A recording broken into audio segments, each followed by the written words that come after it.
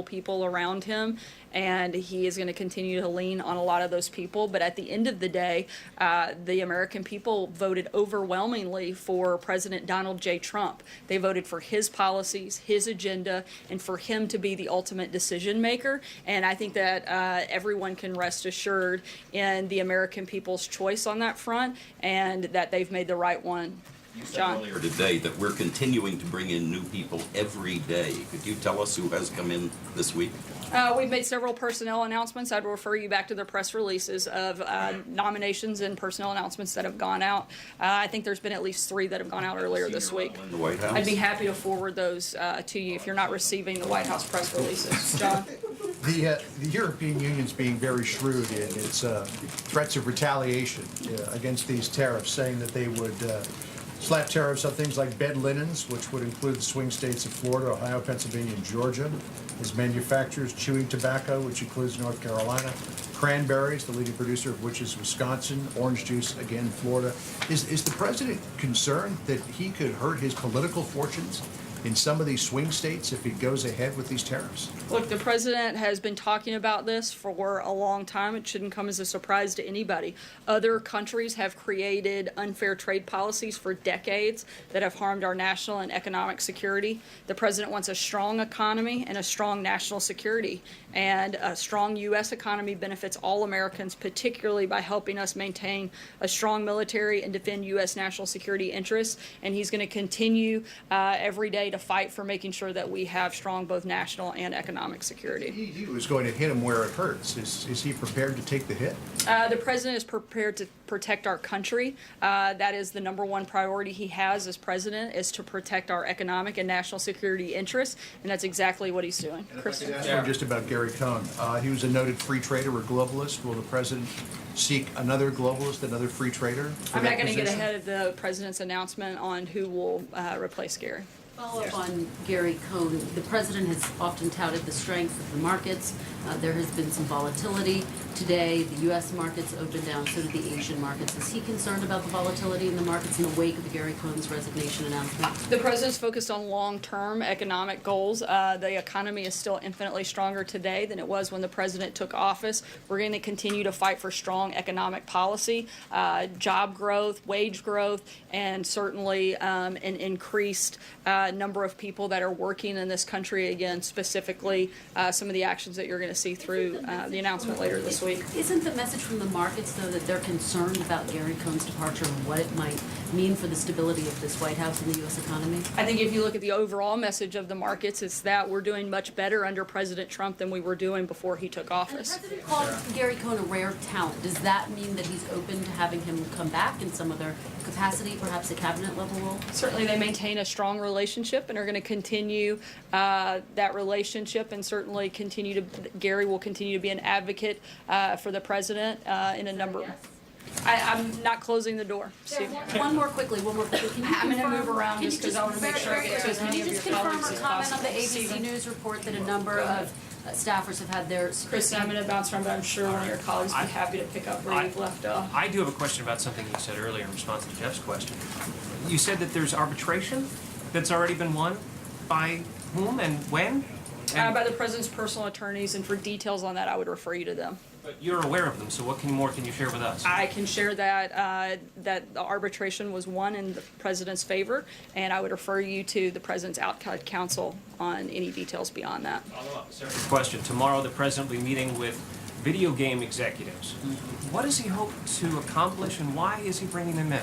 The president wants to continue the conversation on every different area that we can to help promote school safety. And I'm not going to get ahead of the discussion that they're going to have tomorrow, but we think it's an important discussion to have and one that the president looks forward to. Video games are too violent. Is that I'm why? sorry? Does he think that video games are too violent? Is that why he wants to bring them in? It's certainly something that should be looked at and something that we want to have the conversation about. Thanks very much. I was wondering, the president tweeted earlier about saying that the U.S. is acting swiftly on intellectual property theft.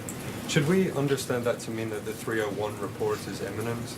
And can you kind of give us some detail about whether it might lean into tariffs or damages for intellectual property Something theft? certainly that we have considered and talked about extensively, but I'm not going to get ahead of any potential announcements. Sarah,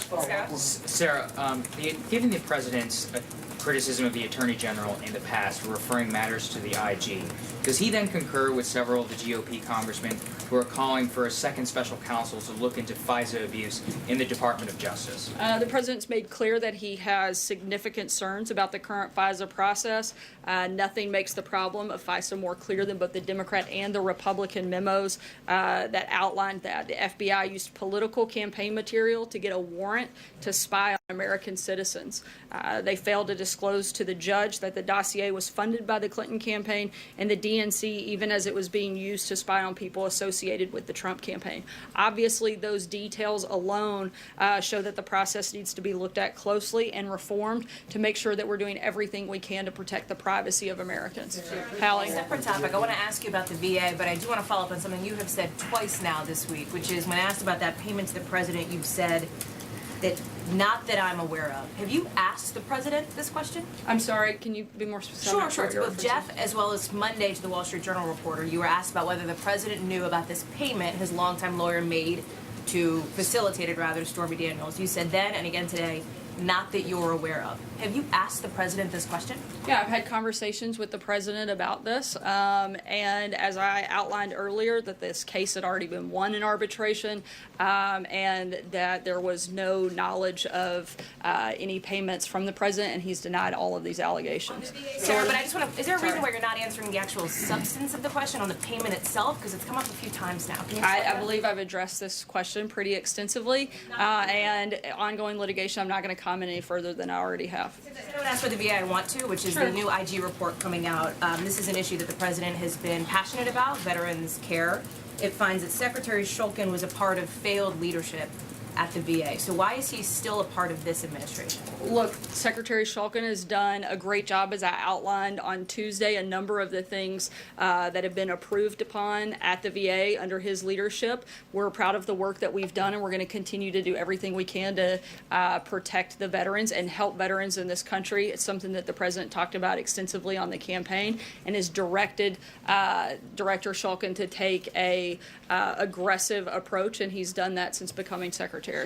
April. Jordan. Oh, and sorry. me. You're right. and Jordan, me. I'm sorry. All right, thanks, Sarah. I want to ask about April, that was elephant very polite of trophies. I'm always polite.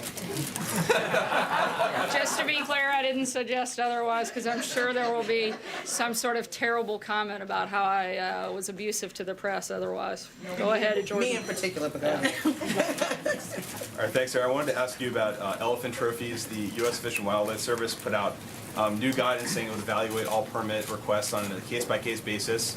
This comes after the president had suspended the previous guidance, lifting the trophy ban.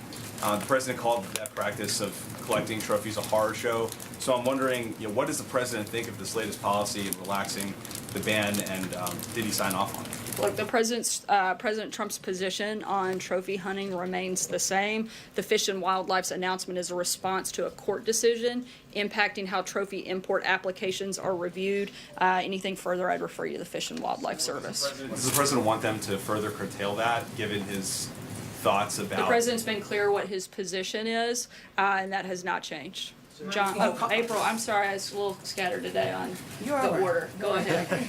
All right, two topics really fast. This president was a businessman before he became a politician. And understanding business, if there's high turnover in a business, it's considered a management issue at the top. What's the issue here?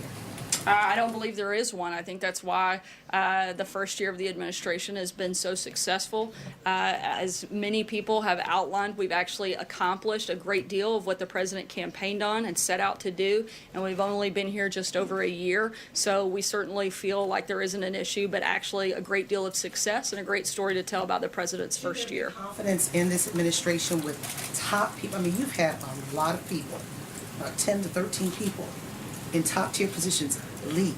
I think the confidence should be in the president and the policies that he's outlined and the agenda that he's laid out. That's what the American people voted for, and that's certainly what we've seen enacted over the first year and a half, and I think that's been a tremendous success. Second issue, going back to Jeff. We heard a tape of the president with Billy Bush And now we hear about Stormy Daniels, and you're saying that it's not true. What should the American public believe, and what does the president want the American public to believe after hearing that before the election, and now this? Well, it's not to conflate two different things. The president's denied these allegations. We've addressed this. The American people were aware of this, voted for the president. I don't have anything more to add. John? Thank you, Sarah. Two quick questions on two separate topics. Have any countries notified the administration of their intent to file complaints with the WTO regarding the imposition of these steel and aluminum tariffs? I'm not aware of any specific complaints. On the other question I wanted to ask you, Michael Cohen has indicated that he was not reimbursed in any way by the Trump organization or the Trump campaign for the $130,000 that he paid to Stormy Daniels. At the same time, he's being reimbursed for his legal fees by the Trump campaign. They've already paid $214,000 in legal fees to a firm that's representing Mr. Cohen. I don't want to get you in trouble with the Hatch Act, but do you happen to know why it is that the Trump campaign is paying his legal fees? I don't. I can't speak on behalf of the campaign. I'd refer you to them. David? You confirm this trip to California next week, and also why is it taking so long for the president to visit California? I can confirm the president does plan to make a trip to California next week. Why it's taken so long? I think it's because he's been busy growing the economy, creating jobs, defeating ISIS, remaking the judiciary. I'd be happy to name off some other successes, but I think that's probably enough. But yes, I can confirm the president will be headed to California next week. We'll take one last question. Alex? Sarah, bouncing off John's question on the Hatch Act, the White House's reasoning that Kellyanne Conway did not violate the Hatch Act when she said that a candidate in Alabama would be, quote, a vote against tax cuts, weak on crime, weak on borders, strong on raising your taxes. How do you see that as not advocating against a candidate? She didn't advocate for or against the election of any particular candidate. She simply expressed the president's obvious position specific to policy, that he have people in the House and Senate who would support his agenda. I don't think it should be a secret to anybody that the president is going to want people both in the House and Senate that are going to help push forward policies that he supports and push forward policies and his agenda. In fact, Kellyanne's statement actually shows her intention and desire to comply with the Hatch Act, as she twice declined to respond to the host's specific invitation to encourage the people of Alabama to vote for that Republican. Thanks so much, guys. We'll see you tomorrow. Are you saying that ever made an allegation against the president that's been true? Okay, let's dig into some of what we just heard. Obviously, she made some news on the president's trade plan, the chaos, or as they maintain, lack thereof in the White House. But I want to begin with this Stormy Daniels, this porn star lawsuit. A lot of questions on that, and some statements made that we want to question. So Michael Smerconish, host of Smerconish here on CNN, and also a lawyer. Let me begin with you here, and let me just read from this lawsuit, because we heard this from Sarah Sanders, where she was saying, A, that the president has addressed this regularly. I don't think he ever has. Feel free, anyone, to correct me. But B, that the case has been won in arbitration. And when we heard arbitration, we all sort of started scratching our heads. Let me just read this for everyone so we're on the same page. From the Stormy Daniels lawsuit. To be clear, the attempts to intimidate Ms. Clifford into silence and shut her up in order to protect Mr. Trump continue unabated. For example, only days ago, on or about February 27th, 2018, Mr. Trump's attorney, Mr. Cohen, surreptitiously initiated a bogus arbitration proceeding against Ms. Clifford in Los Angeles. Remarkably, he did so without even providing Ms. Clifford with notice of the proceeding and basic due process. Put simply, considerable steps have been taken by Mr. Cohen in the last week to silence Ms. Clifford through the use of an improper and procedurally defective arbitration proceeding hidden from public view. The extent of Mr. Trump's involvement in these efforts is presently unknown, but it strains credibility to conclude that Mr. Cohen is acting on his own accord without the express approval and knowledge of his client, Mr. Trump. So, Michael Smerconish, just starting with you, you have what Sarah Sanders said, and you have what I just read from this lawyer. What do you make of it? So, I was paying close attention. When she said that, my ears perked up because I remembered reading in the complaint seeking a declaratory action that there was reference to arbitration. You've just read from paragraph 29. If you put it together, it sounds like there was some type of an arbitration that Stormy Daniels doesn't honor, doesn't believe was legitimate. Her lawyer is arguing she wasn't given notice, and it suggests to me that some type of a default judgment was entered against her for not having shown up to defend her position. But we really don't know, and she wouldn't answer any follow-up questions about it, but it definitely was the most intriguing aspect of that presser. She said, just a couple of the questions were, did the president approve of the $130,000, which we know that Cohen apparently personally paid? The answer, not that I'm aware of, but it was clear that she had had conversations about that. And then this whole notion, Dana, just quickly over to you, the notion that the president has addressed this regularly. Has he ever addressed this? Not that I can recall. In fact, as they were talking, Brooke, you and I and others here at CNN were sort of emailing around to make sure that we're not missing anything. I think one of our colleagues said that the last time the White House has officially acknowledged this was a couple weeks ago when Raj Shah was briefing. When I say acknowledge, even sort of answered questions about it. So that's a long way of saying no. He is not, as far as we know. It sure would be nice to be able to ask that question. I mean, going back to what you were just referring to with Michael, there's so many unanswered questions, not the least of which is, what outside counsel is she referring to? Is Sarah Sanders talking about Michael Cohen, the person who was engaged in this deal? Is she talking about another lawyer who is now being brought in to deal with the fact that Michael Cohen is caught up in this? We don't even know the answer to that, Brooke. Okay, let's hit pause on this because we now have got a microphone on Jeff Zeleny, who was asking all these great questions about precisely what we're discussing. Jeff Zeleny, what did you make of Sarah's response? Well, Brooke, it's been clear this is something the White House has not wanted to talk about. Every time it has been asked, the White House says, we've made our feelings known about this. So I was asking Sarah Sanders specifically, beyond that, we know you've made your feelings known, did the president know specifically about that payment? And the White House has always maintained that this is an old story. There's nothing to see here. The voters have weighed in after all this happened. But the reality is we are learning more and more about this every day through our reporting, the reporting in the Wall Street Journal and elsewhere, specifically about the payment that was made, which was not known during the campaign. That was something that was not known at all. So Sarah Sanders said today the president has addressed this. Well, in fact, the president did not address Stormy Daniels specifically and certainly did not address the payment that was made here. So I do believe that Sarah Sanders was opening the door to more information, and we actually have to look into this more about the arbitration. She said the president has won it specifically. Well, that is not clear by any means. In fact, that is the heart of the allegation here.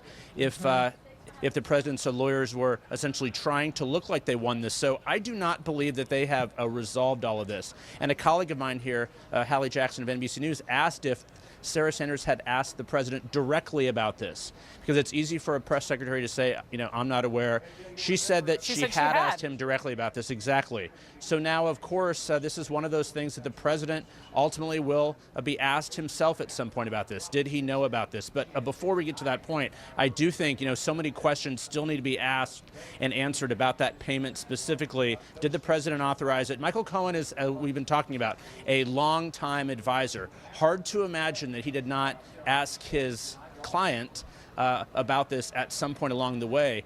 And this is not an old story that was happening, a year and a half or so ago. The allegations are that he is continuing to reach out as recently, as the last few weeks here. So this is something that I do not believe. There's a lot of stuff to discuss here at the White House, of course, with steel, aluminums, and tariffs, but also a matter of the president's credibility and honesty on this here. So we'll see where this goes from here, Brooke. All of this dating back to 2007 and this whole golf tournament where they apparently met. But the point is the most important, which is the attempts to silence as recently as last week. Jeff Zeleny, thank you for asking the tough questions. Michael Smerconish, just back over to you. In addition to all of the above, there are also some serious questions about the Trump team possibly breaking campaign finance laws. Here's the big picture as I see it. So this is a declaratory action that's been filed by Stormy Daniels. She is seeking to have that agreement, which ties her hands from speaking, declared null and void. And it really presents a conundrum for President Trump because, as I see it, he has three options. Number one, he can defend the underlying agreement and he can say it's valid. But then, Brooke, he owns it. And politically speaking, forget the legal argument, politically speaking, he's now saying, well, yes, all of that is true, and I've bargained to keep it all silent. That's option one. Option two is he ignores it. And she gets the declaratory relief that she's seeking, which then allows her to go and speak without the fear of $1 million penalty for every time she speaks in violation to the confidentiality. I think there's a third option. And the third option is one where he says, I didn't authorize that underlying agreement, but I nevertheless think it's valid. If he goes the third option route, he presents, I think, a problem for Michael Cohen, because then Michael Cohen will be said to have initiated a settlement on behalf of a client who wasn't in the loop and didn't have knowledge, and he would therefore potentially run afoul of the ethical guidelines in addition to the FEC requirement of having to disclose that $130,000 payment. I know it's all confusing, but it's really problematic and it's very difficult to navigate. And so he has a tough decision to make. What do you think, Dana? I mean, what of those three options, which would make all of this go away the quickest? You know, I am actually going to leave that for Michael to answer with the degrees that I don't have. But I will answer with the sort of from the perch that I probably should answer, which is the political perch, which is, can we just take a step back here? Forget about, just for 1 second, the very important questions that Michael was talking about how this could be problematic legally for the president. We're talking about the fact that his personal longtime fixer / lawyer paid over $100,000 to a porn star for some reason having to do with the now president of the United States. But this is totally consistent with everything else that we know about the president too. But the question, right? But the question is, why? And we still don't know the answer to that. Go ahead. Go ahead, Catherine. Well, look, this was a few days before the election. I think in that sense, this might have been more politically sensitive at the time, particularly since it was around the time that the Access Hollywood tape dropped as well. But the idea that suddenly Trump's legions of supporters are going to abandon him because he had an affair with a porn star after he admitted on tape that he's able to grab women by the genitals, you know, after he endorsed an accused child molester, after all of the other terrible things that Trump has publicly acknowledged doing, I just think that strains credibility as well. I think more than anything else, this is a legal problem for him and potentially a problem between him and his and other Republican elected officials. But the idea that hardcore Trump voters are going to abandon him over this, I mean, maybe they'll be happy for him for all we know that he had an affair with a porn star. I completely agree, and that's not the point I was trying to make. The point I was trying to make is that we still don't know exactly why this major financial transaction took place. Yes. But we do know that Michael Cohen, as recently as what the Wall Street Journal was reporting in the last week, was complaining because he hadn't been paid back the $130,000. We do know that, according to the paper. We're going to hit pause. There's so much more I want to ask of all of you. MJ is also sitting next to me as well. We'll bring her in the conversation. Quick break. Back in a moment. Explicit detail leaves no doubt Stormy Daniels, whose real name is Stephanie Clifford, says she had an affair with the president. Ms. Clifford began an intimate relationship with Mr. Trump in the summer of 2006 in Lake Tahoe, the lawsuit claims, and that in October 2016, Mr. Trump, with the assistance of his attorney, Mr. Cohen, aggressively sought to silence Ms. Clifford as part of an effort to avoid her telling the truth, thus helping to ensure he won the presidential election. In exchange, Trump's attorney, Michael Cohen, wired Daniels $130,000, and Clifford's new attorney, Michael Avenatti, told NBC's Today Show he has no doubt the president knew. There's no question the president knew about it at the time. The idea that an attorney would go off on his own without his client's knowledge and engage in this type of negotiation and enter into this type of agreement, quite honestly, I think is ludicrous. But the real damning information, if true, is what happened little more than a week ago. The president's attorney tried yet again to silence Clifford. On or about February 27, 2018, Mr. Trump's attorney, Mr. Cohen, surreptitiously initiated a bogus arbitration proceeding against Ms. Clifford in Los Angeles, the lawsuit says, in an attempt to intimidate Ms. Clifford into silence and shut her up. Clifford's lawyer included this so-called hush agreement in the lawsuit, saying it was written by Michael Cohen. It refers to Donald Trump under an alias, David Dennison, and Clifford under the name Peggy Peterson. According to the hush agreement, Stephanie Clifford came into possession of certain confidential information pertaining to DD, Trump's alias, which includes information, certain still images, and/or text messages. Michael Cohen goes on to write, included in those are images Donald Trump previously presented to his counsel to exist, i.e., text messages between PP and DD. In other words, Trump told his personal attorney about communications he was having with a porn actress. The pressure being applied to Clifford could explain her recent bizarre talk show appearances. Did you have a sexual relationship with Donald Trump? Clifford is now eager to talk and explain why she claims she was coerced into signing a false statement that the affair didn't happen. According to the lawsuit, any breach of the contract would mean Clifford would be obligated to pay the sum of $1 million. And Jake, the denial of from Trump comes through his attorney, Michael Cohen. He's denied the affair ever took place. Cohen himself claims he never consulted Trump about the non-disclosure agreement and the $130,000 payment to keep Stephanie Clifford's quiet. This lawsuit, Jake, challenges all of that. All right, Drew Griffin, thank you so much. I want to bring in my panel. Jeffrey Toobin, let me start with you. Yes, as a legal matter, does this lawsuit have any merit? And is there anything that President Trump or Michael Cohen may have done that would be against the law? Well, let me answer the second part first. As far as I can see, there's nothing unlawful that went on here. I mean, this was a contract between people for the payment of money, in turn for silence. There's nothing illegal about that. The question is this a valid contract? And according to Daniel's lawyer, Trump never signed it. And if Trump never signed it under whatever name or under any name that was legally binding, then she's free to do whatever she wants. So, I mean, I think the threshold issue here is, was there a contract and did Donald Trump sign it? According to the copy that's attached to the lawsuit, his name is not on it, but there may be some other copy out there where he did sign. You know, Stormy Daniels claims in her lawsuit, Amanda, that she was forced to sign the false statement when she told the Wall Street Journal, quote, "Rumors that I have received hush money from Donald Trump are completely false."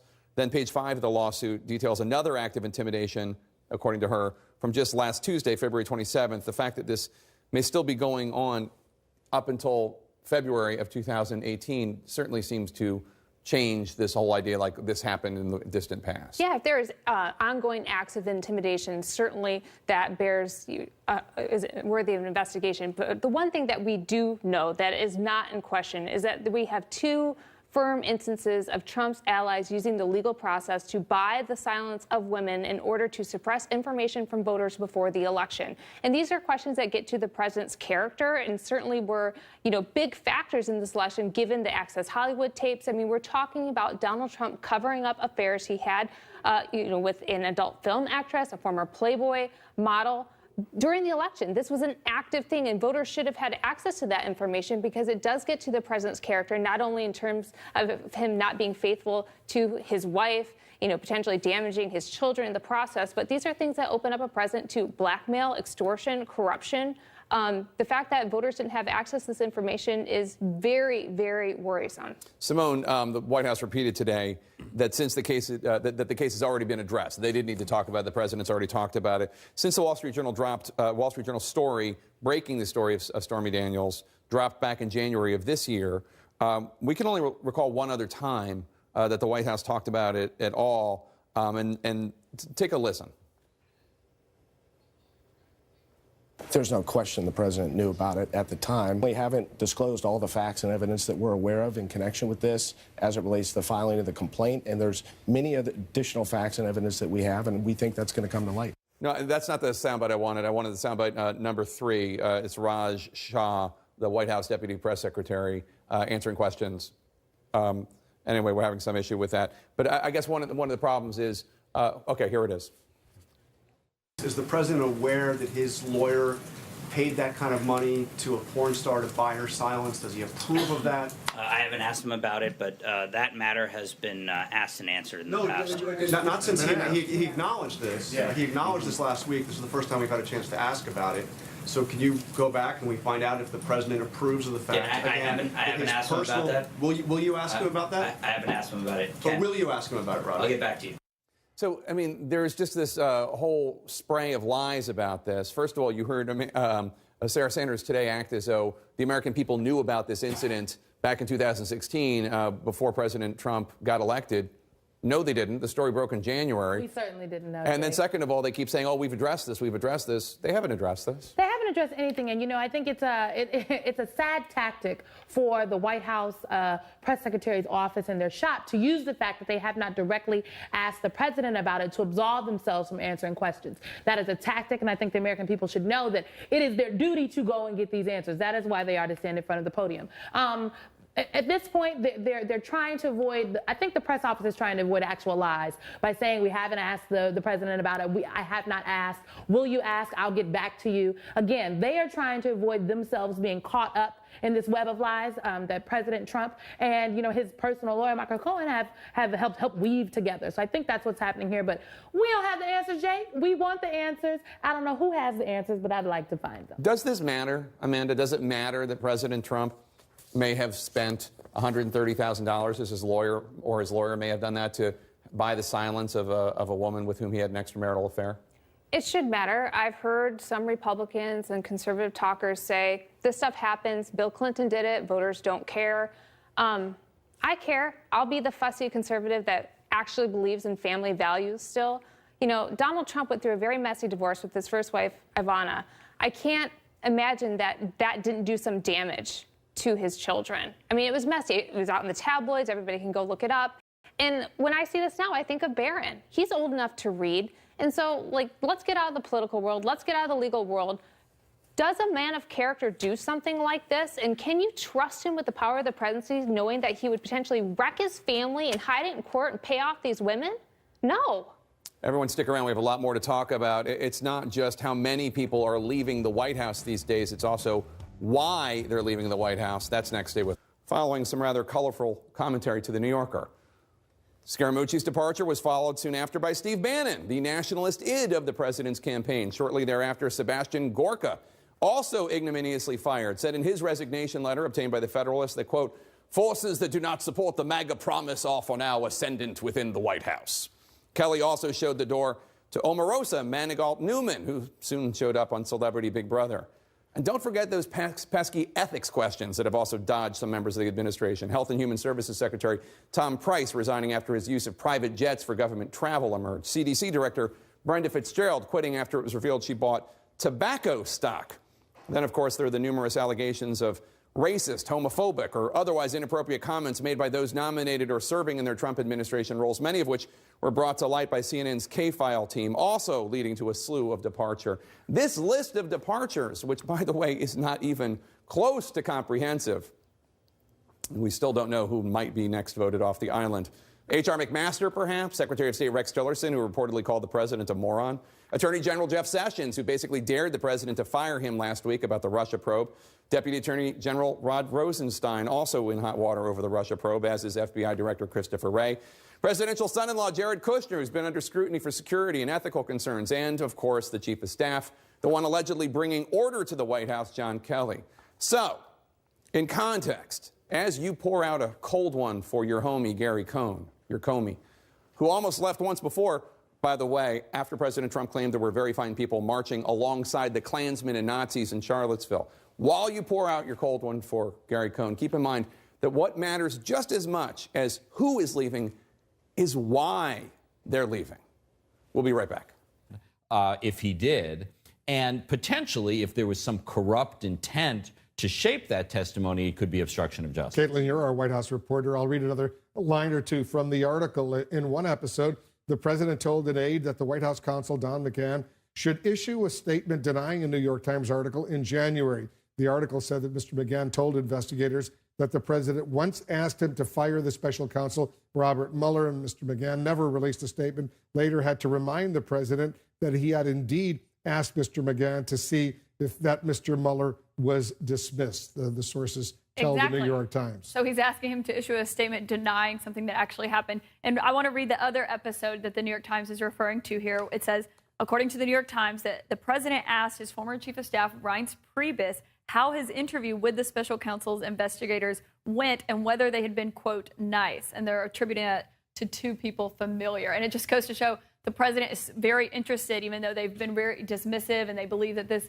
investigation is wrapping up. He's clearly very interested in what these investigators and what the special counsel wants to know about him, to the fact where he's asking his former chief of staff what happened in that interview. And I don't even have a law degree, and I know that that is not something you're supposed to do. Well, let me read the other line, and Jeffrey and David, Rebecca, I want you to weigh in. This is from the New York Times. Legal experts said Mr. Trump's contact with the men most likely did not rise to the level of witness tampering, but witnesses and lawyers who learned about the conversations viewed them as potentially a problem and shared them with Mr. Mueller.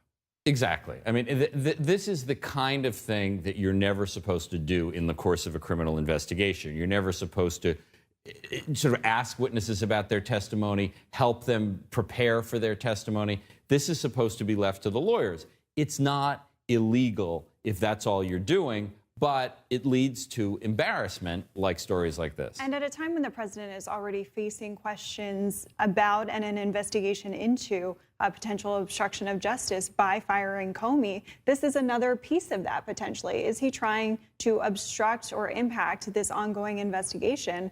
And so this could actually be not just embarrassing, but potentially very serious. Because remember, at the heart, at least one of the elements of the Mueller investigation is whether there was any obstruction of justice effort on the part of the president or others. Right, I agree with Rebecca. I mean, to Jeffrey's point, it may not be illegal, but it could be a brick in the wall in terms of the special counsel trying to get an indictment related to obstruction of justice. It also points to the fact that, look, everybody who works in the White House, including the White House counsel, as far as I know, it takes an oath of office to the Constitution. You're at a minimum, hinting to someone that maybe their loyalty is not to the Constitution, but individually to the president. Well, it also speaks to the larger fact that the president is ignoring the advice of his lawyers, clearly, because they would certainly advise him not to ask questions like this.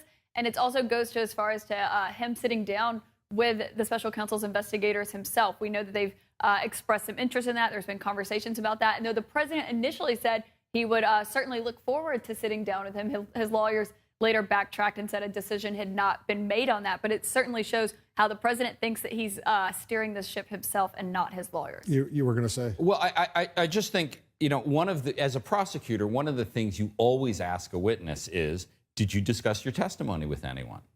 And you ask because you want to learn precisely the kind of thing that's in this story, whether that anyone, particularly someone who's your superior, is trying to steer you in a particular direction. Maggie Haberman, who co-wrote this article in the New York Times, is joining us on the phone right now. So, Maggie, give us your sense. You've done a lot of reporting on this. What stands out as potentially inappropriate behavior by the president? Look, we spoke to legal experts who said they do not believe that this would likely rise to the level of witness tampering, but it certainly cuts against best practices that the president has been advised of by his lawyers, which is, you don't discuss this kind of thing. You don't discuss appearances by witnesses or, how things went with investigators when it is an investigation that relates to you or to which I know the president has insisted he is not under investigation, but we know he is, and we know that obstruction of justice has been one of the issues that Robert Mueller's team is looking at. One instance, which involved Reince Priebus, was fairly minor and fairly quick in the sense that the president... Go ahead. Sorry, the president raised the issue of the appearance that Priebus had made before Mueller's investigators and asked if they were nice. And Priebus, according to our sources, so they were nice and professional. The president tried to ask again about, did they talk about, what I'm seeing in the news or something to that effect. And Priebus sort of declined to get into it. Just said, it's something to the effect of it's what you'd expect and then directed the conversation elsewhere. John Kelly was present for that. It's not clear whether he tried to get the president to move off of it or not. The second incident with Don McGahn, the White House counsel, is more problematic. It came in response to a story that Mike Schmidt and I had published about the president seeking to dismiss Mueller last year via McGahn. The president had wanted McGahn to put out a statement saying that that had not happened. McGahn would not do that. McGahn had to remind the president that this is, what he had asked him to do last year, and our understanding is McGahn has told Mueller's investigators that. That one, I think, gets a little more detailed and is a little more significant. It certainly sounds like that. Maggie, what does it tell you that the president seems to be ignoring the advice of his attorneys in raising these kinds of questions with witnesses? Look, I mean, I think that we can't climb into his head, so I don't want to project too far out. Certainly it is unwise. We obviously know that the Russia investigation is very much top of mind for him. Whether he is actively trying to, sort of seek specific information or just get a sense, or if this is on his brain, at least in the previous incident, I think is one way to look at it. I think with McGahn, I think it gets into a different area, which is trying to get McGahn to deliver a statement that, according to what McGahn told Mueller's investigators, is contrary to the truth. And I think that's potentially much more problematic. But again, only the president knows what he knows. We don't know what he is aware of what may have taken place or what may not have taken place. So I don't want to speculate too much about what he is afraid of possibly taking place. Some of this is this is how he functions. This is how he operates. And when something is consuming him, he focuses on it extensively. How do you think, Maggie, the recent high-profile departures from the White House are affecting the president in this area? Look, I don't think that it relates to what he's asking people about Russia. I mean, I do think that certainly among the people who are leaving, there are people who probably have been asked by him about issues, or could have been, who could have heard him talk about Russia. And for those who are facing interviews with Robert Mueller's office or who have had them already, every day remaining there is more legal exposure potentially that you just don't want. But I think the president has, always believed that he knows best, and he, has viewed lawyers' advice over the years as sort of a means to an end on business deals or a means to keeping yourself out of trouble in a civil suit. This is an entirely different order of magnitude that he is unused to. These two incidents you report in the New York Times, Maggie, happened months ago. Any indication things have changed since then? Not particularly, but we don't know any specifics. I mean, I don't think that the president changes who he is, and the McGahn incident was not that long ago. It was a couple of weeks ago. What's the latest you're hearing, I wonder, about the possibility that if called by Robert Mueller to answer questions, the president will do so? I believe that people on the president's team are very mindful that having the president submit to sort of an open-ended interview with Robert Mueller is a real problem and something they are hoping to avoid. Whether they will throw down the gauntlet and force him to subpoena the president, remains to be seen. I think they want to be respectful of the process and continue that way as long as they can. Maggie Haberman of the New York Times, great reporting. Thanks so much for joining us. Thank you. Let's get analysis from our panel. Jeffrey Toobin, what do you think? Well, I think Maggie is exactly right that this is a violation of best practices at best and seriously problematic, especially at worst, particularly the conversation with Don McGahn. Because if you were to sort of put the most sinister cast on it, you would say the president is telling his White House counsel to go out in public and lie about a matter that is under criminal investigation. That's potentially very serious. Now, Don McGahn apparently had the good sense to, not go out in public and not make a statement about this. But it does indicate that, the president has a somewhat freewheeling approach to truth on his own and may be on behalf of others as well. Yeah, it's a significant moment. Go ahead, David. The only thing I would add to that is that I think this is a perilous moment for the White House in terms of all the people that are now on the outside. I have no idea who Maggie's sources are. She's the best in the business. But when you have a situation with all these people, we've been talking about chaos all week, that know things that have happened recently in the White House, that are now on the outside, this is additional exposure to them if they have been crossing the line or not been using best practices. You know this is going to rattle the president coming from Maggie Haberman in his hometown newspaper. Well, and it goes to show how consumed the president truly is by the Russia investigation, even though the White House argues that he's not. They believe it's wrapping up. It is definitely something that contributes to his increasingly isolated, angry, volatile mood that he's had in the White House.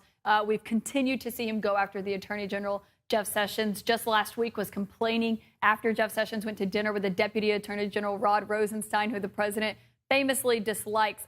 So it truly shows what the president is so angry about, why he's so angry with Jeff Sessions, who recused himself from overseeing this Russia investigation. And the president wanted Jeff Sessions to be in that position to be able to protect him from things like this. And it shows his increasing attention and focus on this investigation. He's at a private dinner, by the way, right now, Rebecca, here in Washington, in Georgetown, a home of a supporter, C. Boyden Gray, a former White House counsel for President George H.W. Bush, and other supporters of the president are there. He doesn't do that very often, leave the White House and head to a private dinner that's not at his hotel here in Washington. Right, it is unusual. Also, Caitlin's reporting showed that the president of America First Policies, an outside group that supports the president, will be there.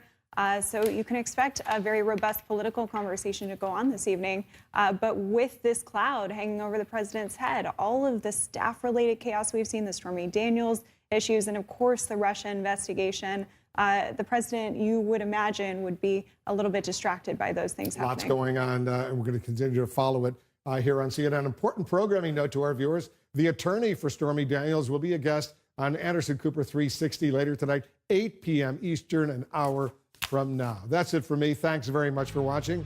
Aaron Burnett Out Front starts right now. Yep.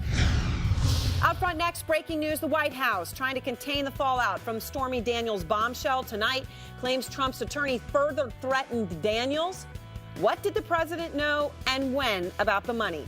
Plus, breaking news in the Russia investigation. The special counsel now aware of 2 conversations the president of the United States has had with key witnesses in the investigation after they testified to Mueller. This is according to the New York Times. We have breaking details on what he wanted to know.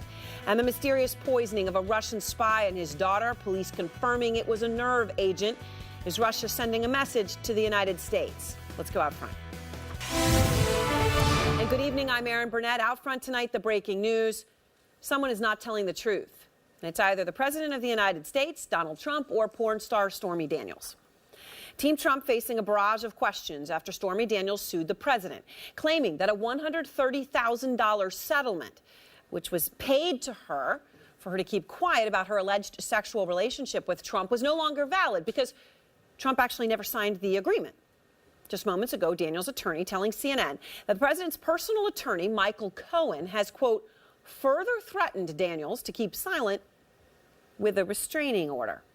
And earlier, the White House press secretary, Sarah Sanders, was asked again and again about Daniels.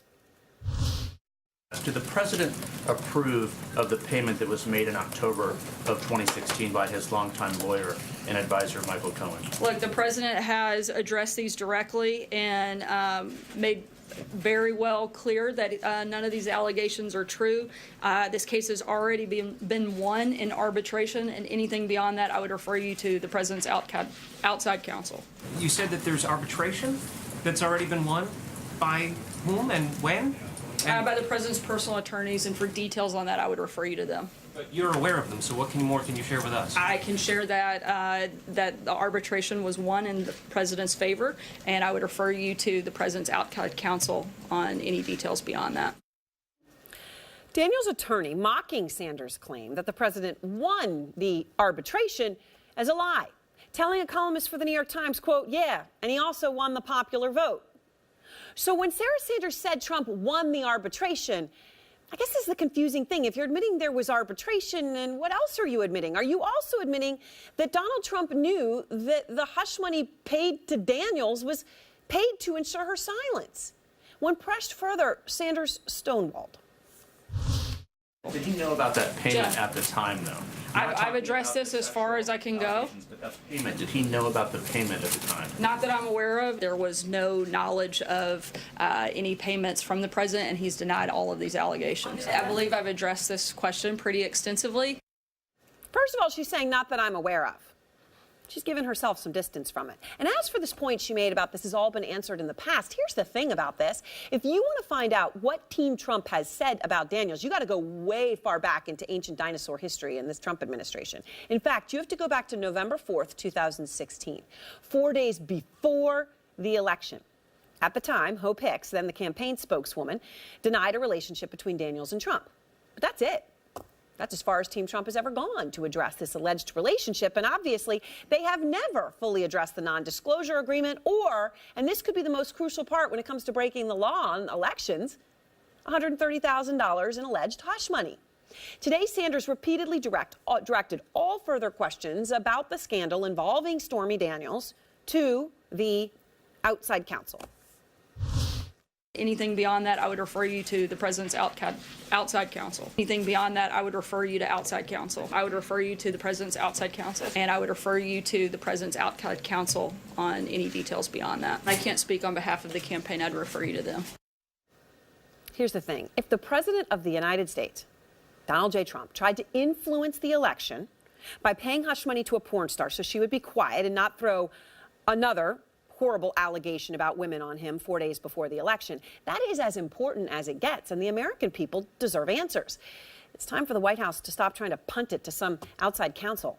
Jeff Zeleny is out front, and Jeff, there are so many more questions, and you had again and again pushing Sarah Sanders today on these crucial questions. What is the reaction tonight from inside the White House? Well, Aaron, it's clear the White House has wanted to conflate this whole idea as an asked and answered situation long before the election, sort of blending this in with all the accusations of, affairs and alleged sexual abuse that the president obviously went through. And that was asked and answered by voters. This is brand new information. So we asked this question again today because the White House has refused to answer it. They have said the president has addressed this. Our view is clear on this. Well, the reality is the view isn't clear. And in answering or trying to answer the questions today, Sarah Sanders actually opened the door to more questions about the arbitration. Specifically, she said repeatedly the arbitration has been won. We learned after the briefing that is not true, at least in the view of Stormy Daniels and her lawyers. So by trying to push this aside, we learned several things today. One, it's been discussed in the West Wing here. The press secretary said she has had a conversation with the president, at least one, about this specifically. We also know that this is something that is worrisome enough to the president's political organization to have Michael Cohen still on the case on this here. So I think we end this day here, Aaron, with so many more questions about the Stormy Daniels situation. She's not backing down, and the White House still has more questions to answer. We'll see if they do tomorrow or in the coming days. But of course, the president at some point, Aaron, I would assume, will be asked this because he, of course, knows if he was involved or knew about this payment in October 2016 more than anyone else. Aaron? Right. And of course, there's been so much reporting done on that. It just does beg the obvious question for a regular person, which is why would you pay somebody off? And why would you sign a non-disclosure agreement if you didn't do anything and you had nothing that you didn't want disclosed? All right, let's take a closer look at what Stormy Daniels is claiming in her lawsuit. Sarah Seidner is out front. Did she have a sexual relationship with the president? Yes. Stormy Daniels' attorney says Donald Trump knew about the alleged hush agreement and the $130,000 in alleged hush money paid to shut her up. There's no question the president knew about it at the time. The idea that an attorney would go off on his own without his client's knowledge and engage in this type of negotiation and enter into this type of agreement, quite honestly, I think is ludicrous. The lawsuit filed against Donald Trump and a company linked to Trump's attorney Michael Cohen argues that the agreement is null and void because it was not signed by Donald Trump. Daniels' lawyer says Mr. Trump purposely did not sign the agreement so he could later, if need be, publicly disavow any knowledge of the contract and Daniels. She believes it's important that the public learn the truth about what happened. The non-disparagement agreement, which refers to Trump as David Dennison and Daniels as Peggy Peterson, was signed 11 days before the 2016 presidential election by Michael Cohen and Stephanie Clifford, Daniels' legal name. Just last month, Cohen admitted to paying Daniels $130,000 from his personal funds, but insisted that, quote, neither the Trump organization nor the Trump campaign was a party to the transaction with Ms. Clifford, and neither reimbursed me for the payment, either directly or indirectly. The adult film star wanted to share her story in 2016 after this Access Hollywood tape surfaced. You just start kissing them. It's like a magnet. You just kiss. I don't even wait. And when you're a star, they let you do it. You can do anything. But the lawsuit said Trump and the campaign got wind of Stormy's plan to reach out to the media and wanted to shut her up. The lawsuit says Cohen has continued to intimidate Ms. Clifford into silence and shut her up in order to protect Mr. Trump, even as recently as February 27th, when Cohen filed a bogus arbitration proceeding against Daniels. But Donald Trump's attorney, Cohen, said this about that arbitration.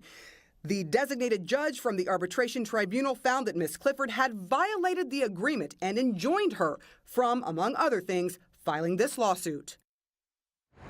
Now, Stormy Daniels' attorney has responded to what Sarah Sanders said at the White House, saying that Trump won this arbitration. He says, look, we have had no notice, there has been no hearing, no opportunity given to Stormy to respond, and no decision on the merits.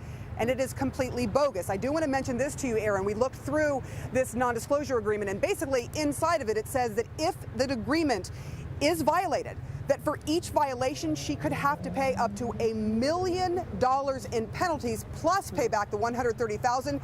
Now all this information is out there. Everybody's wondering what that means and what happens next. Aaron? All right. Thank you very much, Sarah. And I want to go straight now to Wendy Murphy, former prosecutor, author of Justice for Some, former prosecutor and CNN legal analyst Paul Callan, and White House correspondent for American Urban Radio Network's April Ryan. All right, Paul, when you put all this together, you have this back and forth, you have a non-disclosure agreement, and you have a payment, and a regular person saying, why would you have those things if there was absolutely nothing that occurred? The payment, of course, could be a major violation of federal election law. That's why this is important, even if you don't care about the president's character. What's the bottom line? Well, the bottom line is that this is the kind of thing that would be fatal to any presidential candidacy. I mean, a president of the United States paying off a porn star in order to get elected, $130,000. I mean, that's really, that would normally be an enormous story. But the president, of course, has said, number one, I didn't know anything about this. He didn't know that his own lawyer paid a porn star $130,000. Boy, that's some lawyer. Remember, Michael Cohen, the lawyer, says he paid it out of his own money. You ever meet a lawyer who reached into his pocket for $130,000 to help out a client? I don't think so. And they have now, instead of, if it's a false story, why don't we cross-examine? Why don't we cross-examine Stormy Daniels? Let's go public with it? Let a little sunshine in. Instead, they go to an arbitrator who issues an order barring her from saying anything ever going into the future. So if you want to cast a little light on this, why don't we hear everybody's story? Right, which, Wendy, of course, raises the whole question here. You've got this whole arbitration thing. Now you've got this restraining order, which I guess is restraining from saying anything, because it's not as if she's trying to bang down the door of the White House. Just to be clear to people, we're talking about a restraining order for silence. But Wendy, I mean, you have this whole non-disclosure agreement that apparently was signed by Peggy Peterson, and then David Dennison was the other party. David Dennison, Donald Trump, never actually signed. Yeah, well, it's an interesting question that a lot of people disagree about, but I think that it's probably okay for the president not to have actually signed the document and for it still to be enforceable. However, he would have to have given the power of attorney to his attorney to do that, and that has to be done with his knowledge and consent and intent. And remember, Cohen keeps saying he knew nothing, so that would be at a minimum unethical, and Cohen could lose his license if that's in fact what happened. But look, it was done to give the president plausible deniability, but from where I sit, I'd call it implausible deniability. There's no way he didn't know, not only because of the amount of money, but because of the severity of the issue in terms of its relationship to the campaign. And on the campaign finance issue, can I just say that it's not plausible that this was not done to benefit the campaign and that people in the campaign were not aware of it. It just would make everybody involved committing some level of malpractice, campaign malpractice, legal malpractice, for the people not to know. And so $130,000 for silence connected to the obvious purpose of not hurting the campaign on the virtual eve of the election, that's a serious campaign finance problem because it's way beyond the amount that can be given legally. And from what I know, it wasn't reported, which is also campaign finance requirement. So many layers of problems here. It wasn't reported because it was out of the goodness of Michael Cohen's heart. Yes, I say that because I personally think that doesn't add up at all. I think I don't know anyone who would think that adds up. Also, of course, there's a report out there that maybe he was complaining. Why wasn't he being paid back? I don't know. Look, all you know right now is he said he knew nothing about it. April, Sarah Sanders tried to tap dance around answering questions around the story, right? We played some of those exchanges. You've experienced this being in that press room. You know, Trump himself has been silent on this entire issue, which is very interesting because when it comes, for example, to women who have accused him of sexual assault, which he admitted to doing on that infamous grab him by the pee video, he's happy to speak out. Here he is. These vicious claims about me of inappropriate conduct with women are totally and absolutely false. It's a phony deal. I have no idea who these women are. Have no idea. The events never happened. Never. All of these liars will be sued after the election is over.